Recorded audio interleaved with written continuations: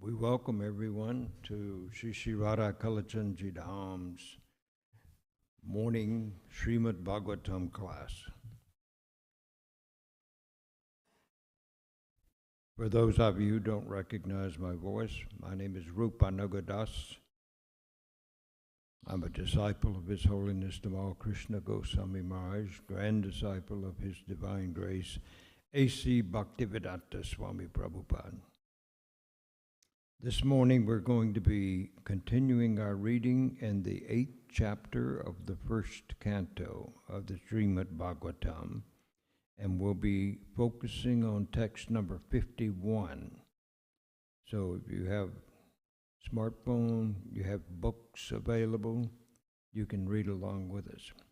First, we will offer an invocation to the Supreme Lord. Jaya Radha Madhava Kunja Bihari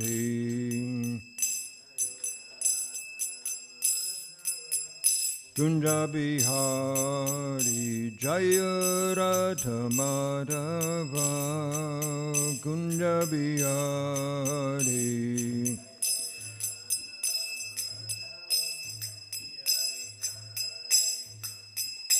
Jaya Gopi Jana Vallabha Girivaradhari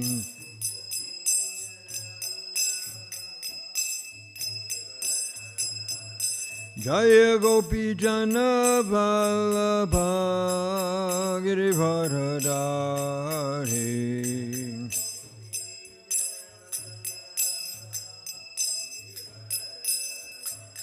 Yashodanandana Brajajana Ranjana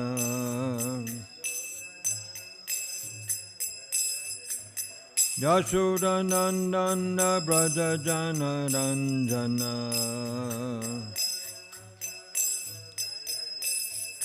Jamunatira Vanachari Jamunatira Vanachari Jaya Radha Madhava Kunda Bihari.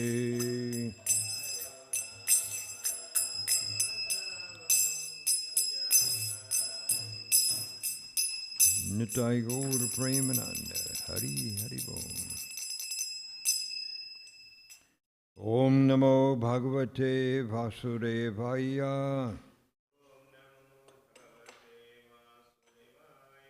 Om Namo Bhagavate Vasudevaya. Om Namo Bhagavate Vasudevaya.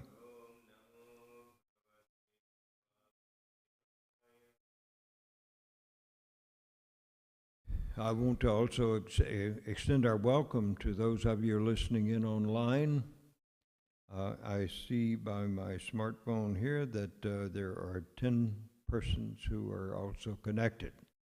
So we feel your presence and we welcome you to Sri Shivara Kalachandji Dham. We'll be reading, as I said earlier, from the first canto of the Srimad Bhagavatam, chapter 8, and we'll be reading text number 51.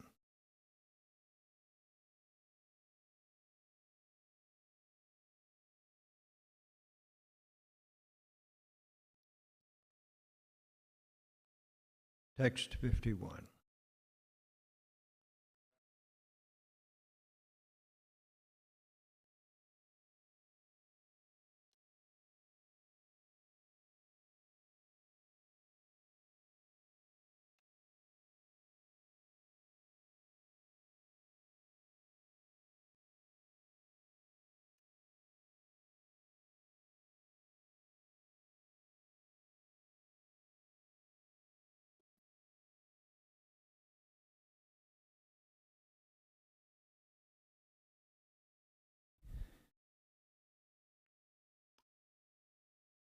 Can you, no phone?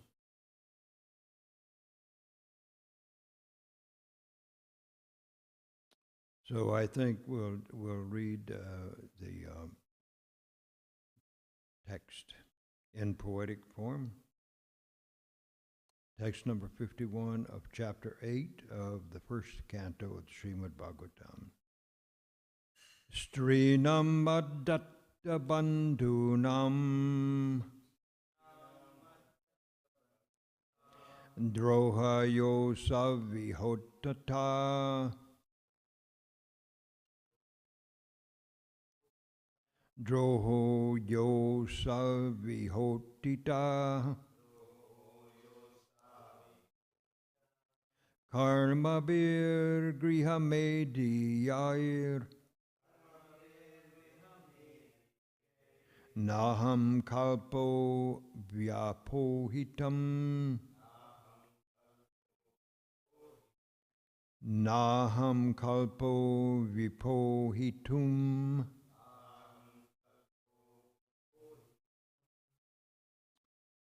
Let's try once more. Strinam addatta bandhunam droho yo savihotita karmabir grihamediyayir naham kalpo vyapohitum. Word for word translation. Strinam, of the women, mat, by me, hatta bandhunam, of the friends who were killed, droha, enmity, yah, that, asau, all those, iha, herewith, uttita, has accrued, karmabhi, by dint of work, grihamediyai, by persons engaged in material welfare. Na, never. Aham, I.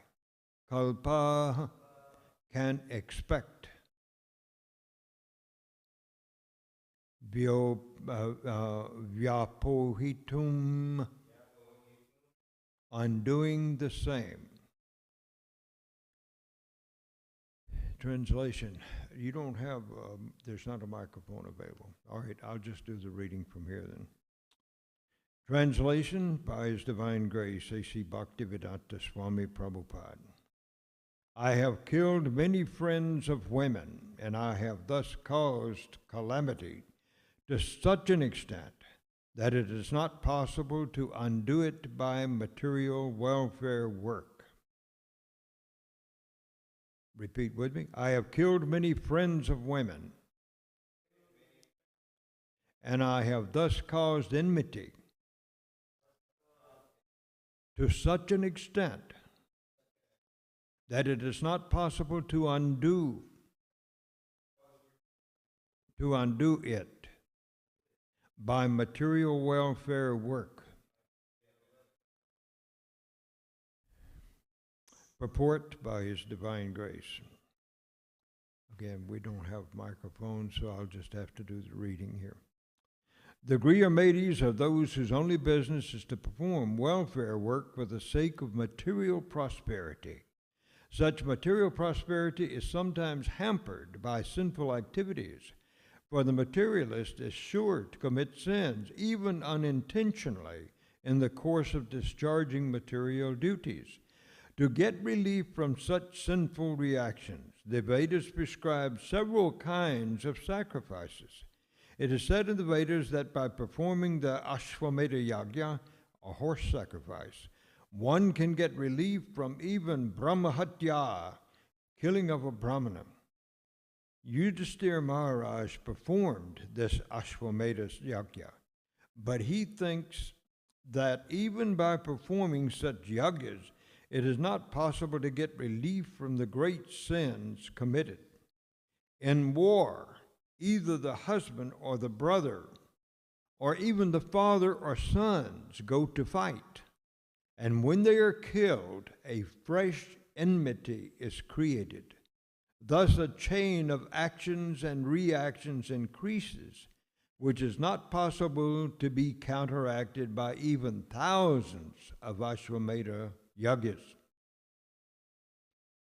These are Prabhupada's words. The way of work, karma, is like that. It creates one action and another reaction simultaneously, and thus increases the chain of material activities, binding the performer in material bondage. In the Bhagavad Gita 9:27 and 28, the remedy is suggested that such actions and reactions of the path of work can be checked only when work is done on behalf of the Supreme Lord. The Battle of Kurukshetra was actually fought by the will of the Supreme Lord Sri Krishna, as it is evident from his version, and only by his will was Yudhisthira placed on the throne of Hastinapura. Therefore, factually, no sin whatsoever touched the Pandavas, who were only the order carriers of the Lord. For others who declare war out of personal interest, the whole responsibility lies on them. Those persons who declare war out of personal interest. Om Jnana Timirandasya Jnananjana Salakaya Chakshurun Militam Jena Tasmai Shri Gurave Namah Shri Chaitanya Marovistam Stapitam Jena Bhutale Swayam Rupaha Kadamaya Dadati Swavarantikam Vandeham Shri Guru Shri Dutta Parakamalam Shri Gurun Vaishnavam Cha Shri Rupam Sagadatam Sahagana Raganatan Vitam Tam Sajivam Savadvaitam Savadutam Parijana Sahitam Krishna Chaitanya Devam Shri Radha Krishna Padan Sahagana Lalita Shri Vishakan Vitamscha He Krishna Karana Sindho Dinabando Jagatpate Gopesha Gopika Kanta Radha Kanta Namostute Taptakanchana Gaurangi Radhe Vrindavaneshwari Rishabhanu Sute Devi Pranamami Hari Priye Vanchakalpatarubhyascha Kripa Sindhubhyeva cha Patitanam Bhavanebhyo Vaishnavebhyo Namo Namah Jai Shri Krishna Chaitanya Prabhu Nityananda Shri Advaita Gadadhar Srivasadi Gaura Bhakta Vrinda Hare Krishna Krishna Krishna Hare Hare Hare Rama Rama Rama Hare Hare. Grantaraj Srimad Bhagavatam Ki Jai, Srila Prabhupada Ki Jai. Does anybody know who the speaker of this verse was today? Claiming responsibility for, who is that? Maharaj Yudhisthira. So this has, the setting here is after the Battle of Kurukshetra, when 640 million men have been killed. And practically the only ones left are the Pandavas. And I'm not sure at this point whether Duryodhana has been killed. Perhaps he has, in his fight with Bhimasena. And so Yudhisthira is unconsolable, means that he is taking the entire burden of the battle on his own head. He feels that it was only his desire to rule the throne of the world, to become the emperor of the world, and to sit on the throne in Hastinapur. He's considering that that is the reason that all of these people had to be killed.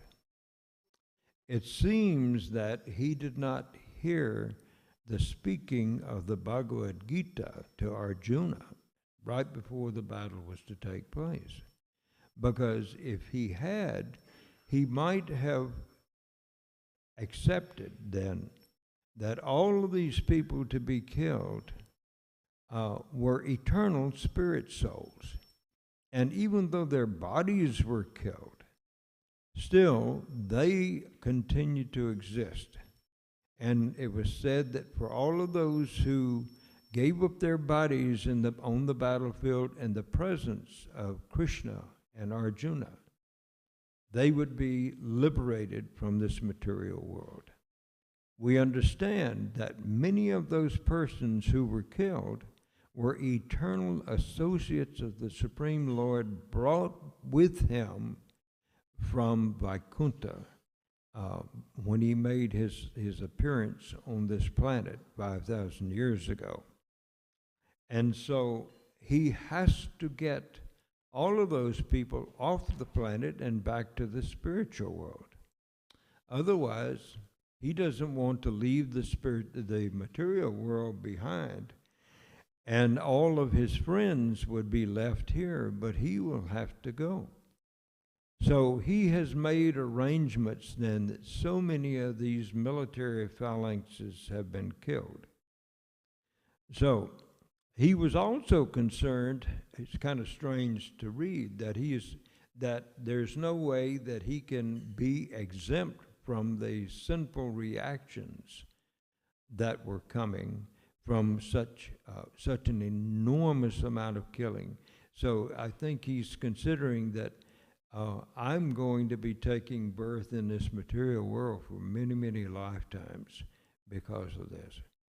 So he regretted the loss of all of his friends and his mentors. There were persons on both sides of the army who were killed, some of whom were actually worshipable, by Yudhisthira and his four brothers. So how can he live and enjoy a kingdom which is absent of all of those personalities that he has grown up with and come to love and cherish? He even regrets the killing of his cousins, headed by Duryodhana, who were always inimical toward him and his four brothers, the Pandavas. And so this gives us an idea of the character of Yudhisthira. And also he realized, and this is a point that Arjuna made to Krishna when he was arguing against fighting, and that was that all the women would suffer because there was no one to protect them. Their husbands were gone, their sons were gone, even their fathers in some cases were gone, because they performed their duty and fought in the battle. And this is the point that Krishna is making very strongly to Arjuna in the Bhagavad Gita, that you have the right to perform your duty as a Kshatriya, but you don't have the right to do what? Enjoy the results of your activities. So we know that Krishna said this was coming in the 3rd chapter of the Bhagavad Gita. Jagyartat kamano nyantra lokoyam kamabandhana tat artam karma kuntaya mukta sangha samachara.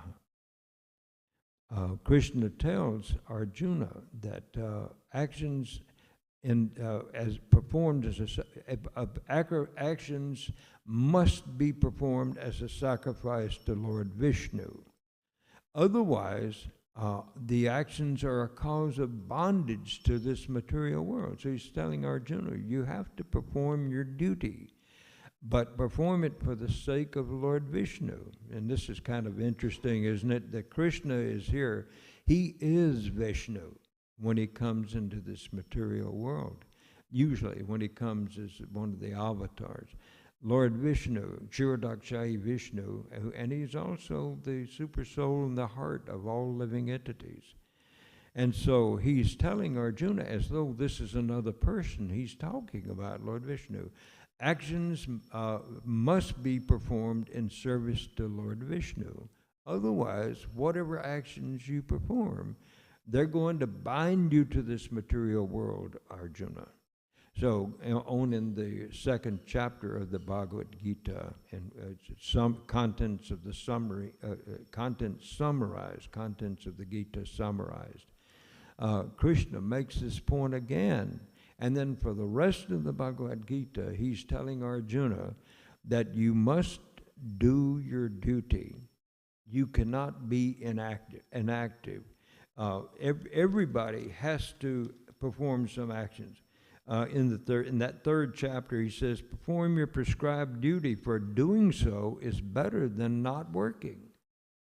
Well, he was planning to take up the activity of a beggar, but Krishna told him, people are not going to appreciate you if you leave the battlefield, and because you're so kind and you want to prevent all these deaths from taking place, particularly Dronacharya and Bhishma Dev. You know, persons like this whom you come to worship them practically, because they're your mentors in life. And so he says, so you must perform that duty that is yours as a Kshatriya. So we understand that we also have to perform our duties. And our duties may be helping to raise a family in some way or other, either becoming the wage earner or staying with the children and making sure that they're properly taken care of. Such an important activity. But if someone decides that, you know, after I've had 5 children, such as I have, and I decide that, well, Krishna is telling me I should renounce the material world. So I'm going to go and take sannyas, and I'll just travel and preach. And without taking care of my children, making sure that my wife is taken care of, that's really neglecting one of the duties that I have assumed when I came into this world, got an education, got married, got a job. So that was necessary to do. In a similar way, Yudhisthira has the duty to rule the kingdom. And Krishna has made that quite clear, I think. And he's tried to get Duryodhana, he's tried to get Duryodhana to listen, why don't you just at least share the kingdom? All the Pandavas are asking for is just a village each for them to rule over. They're Kshatriyas, they're administrators, they have to do something. This is their dharma, to rule over the kingdoms. And so they're not asking for a large part of the kingdom from Duryodhana and his blind father, Dhritarashtra. They're just asking that, look, you don't have to give up your kingdom. After all, our father, Pandu, went into the forest with his 2 wives into the Himalayas, and he just associated with the great sages that were there. And your father, Dhritarashtra, was left here, the blind king, he was left here to administer the kingdom on behalf of Pandu. Well, then we know that Pandu is a Kshatriya, and as such, he has to kill animals. He has to go hunt and kill animals so that he will be able to kill human beings when the time comes for him to go into battle. So he must do that. But, then the unfortunate incident occurred when Pandu was cursed by a Brahmin, and because of that curse, he could not bear children without giving up his own body. And so we know that Kunti, one of his 2 wives, Madri the other, Kunti was given the boon that by a great sage who had visited the house of where Kunti was living, and she prepared foodstuffs so nicely, took care of the sage so nicely that he gave her the benediction that just by calling on one of the demigods, they would come to her. And so Kunti, we know the story that she decided while she was still a young virgin girl to call on the sun god just to see what would happen. So she did. She used the mantra that was given to her and called for the sun god. And of course, he said, there must be union. I must give you a child, but I will restore your virginity after the child is born. So we know that person who was born to Kunti as her first son was Karna. No, is that right? Karna? And so because it was such an uncomfortable position for her to be in, to have a child, and she's not yet married, that she decided to put the baby into a basket and put him in the river and float him. And we understand, of course, that Karna was picked up from the river by a charioteer, a chariot driver, and his wife Radhe. And so he was raised by them, and so therefore he thought that those were his parents. But of course we understand that Kunti anyhow used that boon while she and Madri and her husband Pandu were living in the Himalayas. She used that boon at the request of her husband to bear children. And so who was the first person that she called? Other than the sun god, who was actually the second person that she called? Who was it?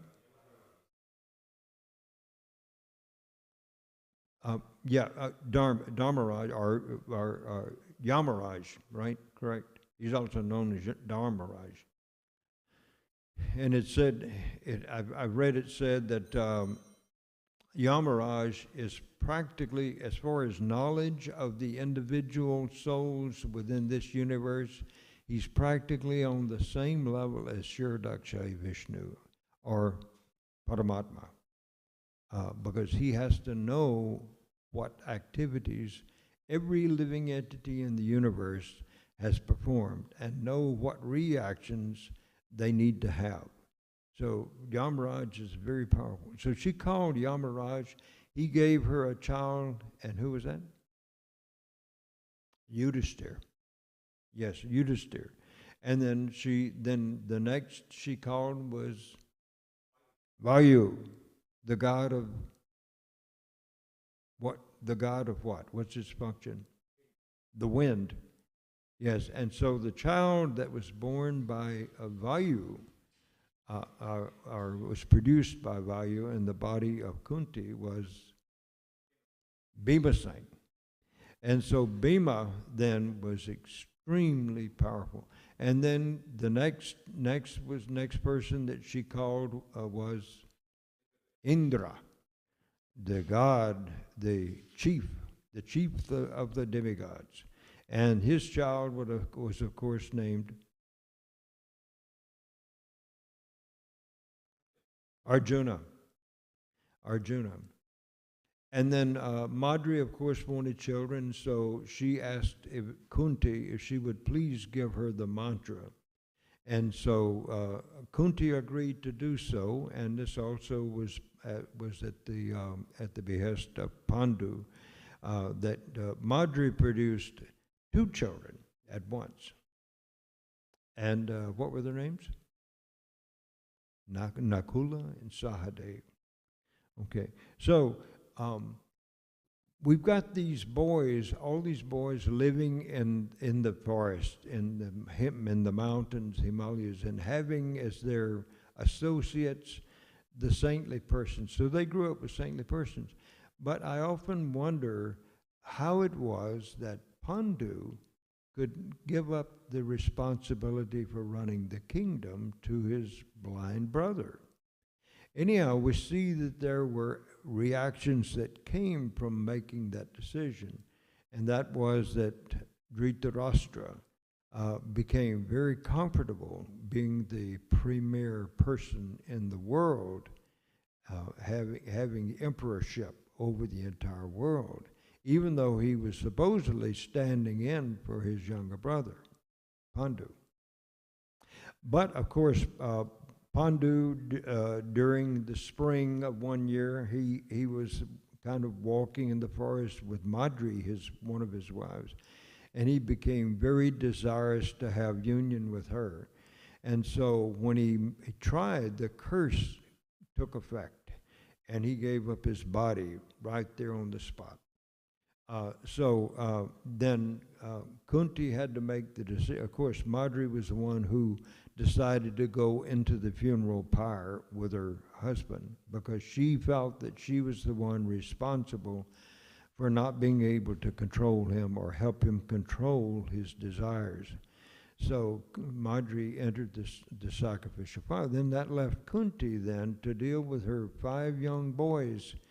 And so taking the advice of the sages, Kunti then left and went back to Hastinapur, and you would have expected her and her children to be very much welcomed there. And there might have been that welcome on the surface, and it was real. That welcome was real by some people, but by Dhritarashtra's sons, it was not so real, and there was a lot of enmity there. So this has all led to Yudhisthira's having to be responsible for carrying out the desires of Lord Krishna, that he and his brothers ruled the kingdom in Hastinapur. But you see now what the effect is on Yudhisthira. He is so aggrieved that he feels that he has been the one that was responsible for the deaths of all of these people, as Arjuna would say, without whom we could not enjoy the kingdom. And so even with Krishna there and talking to him, he was not able to shed this grief. So we've heard yesterday from Srinath Krishna Prabhu that Krishna got the Pandavas and said, we're going to go see Bhima, Bhishma Dev, who has been shot with arrows and is lying on the battlefield, awaiting the proper time to give up his body. He's been given that benediction that he could decide when he would give up his body, given that benediction by his father. And so they go there, and then Bhishma talks with them, counsels them, and helps them to understand. And we know that Bhishma is one of the 12 Mahajans. And so he is the one, he knows Bhagavatam, and he understands the position of the living entity. So much has transpired, but and finally, Yudhisthira is able to understand that this is all happening by the will of the Supreme Lord. So Krishna tells Arjuna to fight so that he can do certain things. Krishna wanted to take all of his Vaikuntha playmates back to the spiritual world with him. So this was one way to get a lot of them off the planet. And there were some, it was said, who were not eternal associates of Krishna, who were fighting in the battle. And they also received liberation, but they went to the heavenly planets. Have you heard that said before? Some of those personalities who were fighting in the battle did not go back to Vaikuntha at that time, but went to the heavenly planets. So we know. And Krishna also wanted to lighten the burden of the earth, and he does this in other instances also. Parashuram, for example, killing all of the administrative military might of the planet. What was it? The Kshatriyas, 21 times, I think it was, wasn't he? With just using his chopper. So he was certainly an empowered incarnation of the Supreme Lord. And then, Krishna also wanted to establish Yudhisthira as the godly king, because he knew that this person will be able to rule the world, and in a way such that it will provide the best opportunity for people gradually to come to the spiritual realization that they're not the bodies, and therefore he will be able to help them to understand that. Whereas if Duryodhana had won the battle and he had become king, he would have taught the people how you should do whatever is necessary to make yourselves happy and your family happy. In other words, I, me, and my family, you know. It's like the old saying in America, me and my son John, me and my wife, my son John and his wife, us four and no more. And that's the way our family lives can become. We can become so much attached to only them that we forget what the real duty is, and that is these dependents that we have. Our duty is to help them get out of this material world and get back to the spiritual world.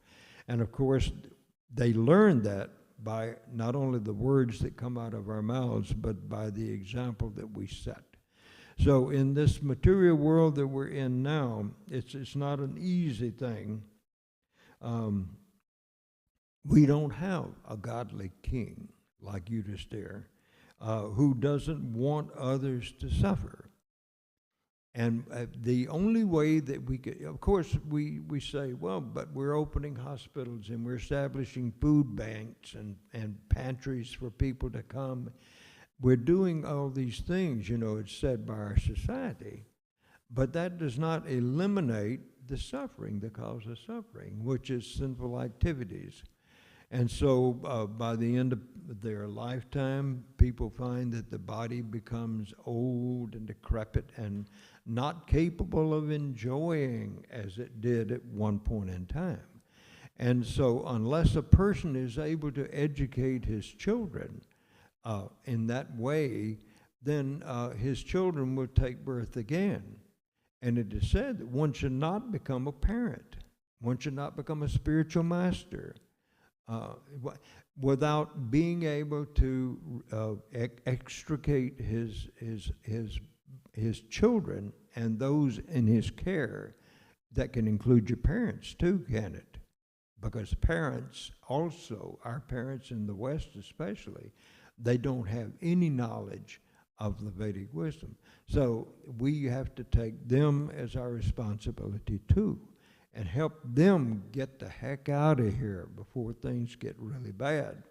They've already gotten much worse than it was when I was coming up, when I was growing up. Things seemed a lot different. Of course, I'm sure there were things going on in other parts of the world that I was not knowledgeable of, that if I had known what was happening, you know, it would have been a ghastly place to have to grow up. But so it's necessary for us then to raise our children in such a way that they can avoid some of the sinful actions that many people are committing just by their presence, being on the planet. And you know, as it was stated in the purport by Prabhupada, people perform they perform sinful activities unintentionally. And so it's just because of a lack of knowledge then that we don't understand what is to be done and what is not to be done. So Krishna does tell Arjuna that everyone follows my path in all respects, O Arjuna. So you wonder, if everybody's following in his path, why is it that everybody's committing sinful activities? Well, Krishna's material energy makes all the arrangements for persons who want to commit sinful activities, who want to do things to enhance their own enjoyment. So we can take the example of the great dictators of the past century: Stalin, Hitler, Mussolini, many others, Franco. And these personalities, where did they get their power from? Well, where did Hiranyakashipu get his power from? What did his son tell him? His father's asking, "Where do you get your power?" And what did his son tell him? Same place you get your power, Father.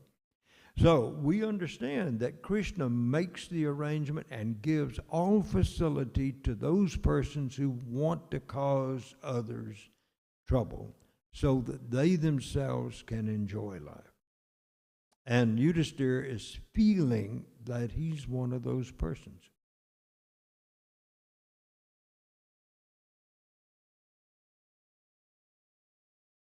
So one of the main lessons that we have to learn when we're becoming devotees is that our suffering is not caused by anyone else but us. Even though it seems to be this person who's slamming me with nasty words and who is making me feel bad, or who is even striking me with his fist or with a weapon, how can we not consider that person to be the cause of our suffering? But, you know, just as, now this is something coming from the Christian philosophy also, that if this is Jesus, one of Jesus' teachings to his disciples, if someone slaps you on the face, turn the other side and let him slap you on that side too. Don't take any action against him. And so he permitted himself, according to the biblical literature, he permitted himself to be arrested and then hanged on a cross. But he never accepted it as the cause, as somebody else's cause. As a matter of fact, when he was on the cross, it was said that he prayed, Father, forgive them, for they don't know what they're doing. They don't, in other words, they don't realize that I've come into this world to keep them from having to take repeated birth and death. Just as Prabhupada came, he made him. He was in a fairly comfortable situation. If we can call that a comfortable situation there at what was it, Radha Damodar. Yeah, had this little tiny room. If you've been there and you've seen the room, you wonder how could it be comfortable in that room? No air conditioning, no heating, no running water, just a room, you know. And yet he gave up. I mean, it may seem uncomfortable, but you got it. It's yours, you know. He could have had that attitude. But what was he praying for? Please, Rupa Goswami, please, Raghunath, please help me to go and carry out the instructions of my spiritual master. And so, Prabhupada came and endured all kinds of difficulties, uncomfortable situations, not knowing where he was supposed to go next. But we understand that Krishna made all arrangements for him because of his very powerful faith. So even during the first year of being in this country, he was not able to get anything established much, except a few ragtag hippies that came around to listen to him and get something to eat. But Prabhupada persisted. And within a short time, then his efforts began to show fruits exponentially. In other words, it wasn't a straight line going up like this. It was like, so if you studied math, then you know what exponentially means. So we see that Krishna granted Prabhupada the ability. So one of the things he's taught us then is our suffering is not caused by this. Another thing that he's taught is that we should not criticize or praise another person. Because if they're performing some heinous activity, how would we not criticize them? But in the 11th canto, 28th chapter, I believe, texts 1 and 2 of that chapter, it is stated there that we should not criticize someone else because everyone in this material world is, except for the pure devotee, is to one extent or another under the auspices and under the control of the Maya, the Mahamaya of the Supreme Lord. And they have very, very limited choice about what they're going to do. And because they're in a state of gross ignorance, they don't know what is good for them to do. So, and it said also in those two verses of chapter 28 in Canto 11, that we're not supposed to praise someone else either.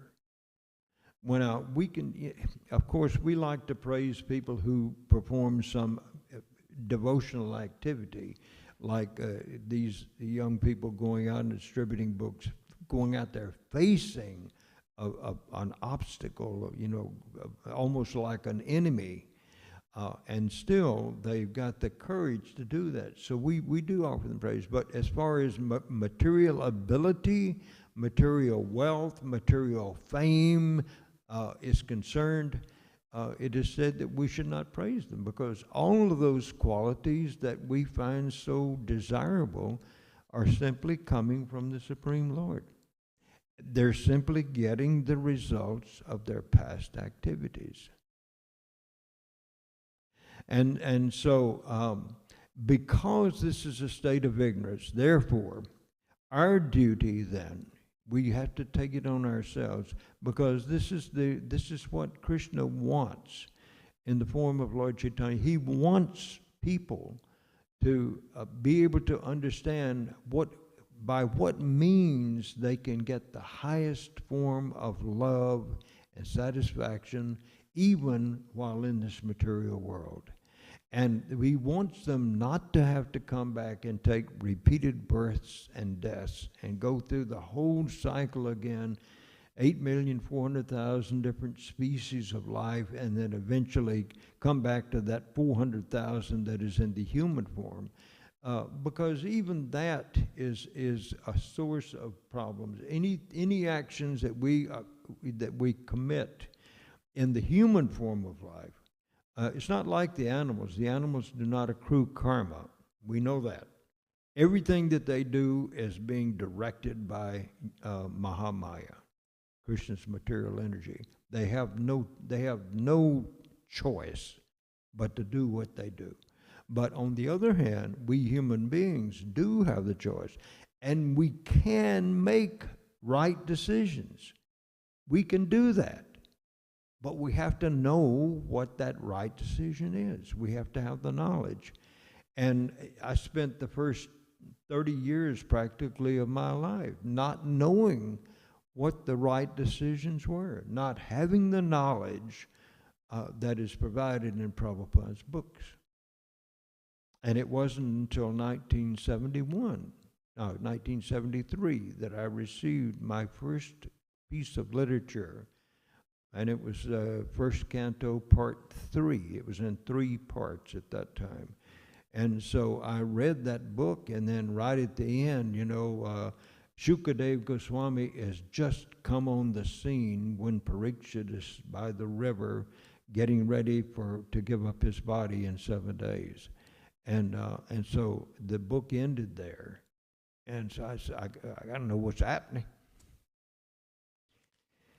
So with knowledge, then, we can make decisions that are beneficial to us.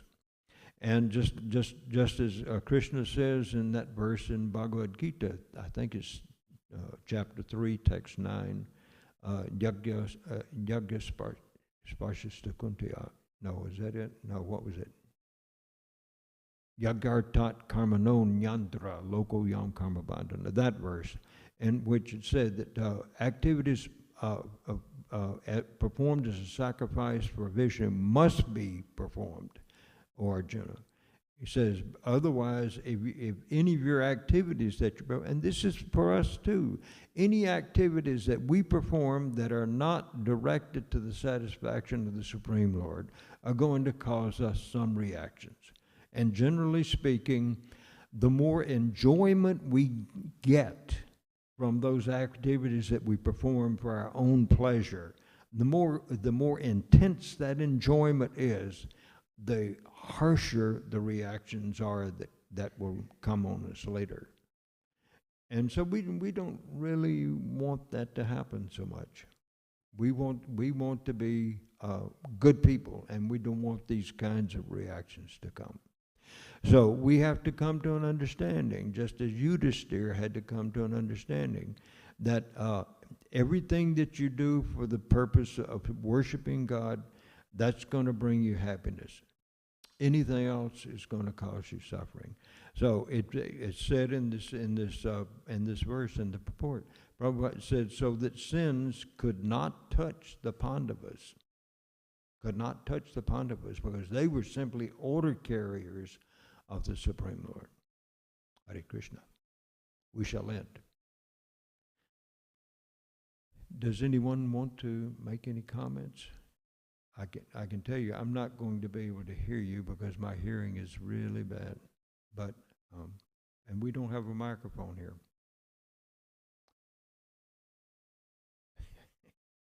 Okay, I'm glad we didn't have a microphone for that.